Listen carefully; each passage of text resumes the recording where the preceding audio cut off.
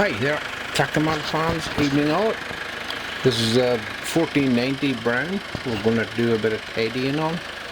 Hasn't been going in 6 years, so needs an injector pump, probably injectors. So we'll do a bit of washing now, see what she looks like. Not too bad condition, some rotten spots in her. So these short videos, we'll do them as we go. We'll try to do them as we go anyway, and see how it turns out. Get her ready for a bit of painting and cleaning up. So next one will be probably trying to get her started. That'll be the main thing.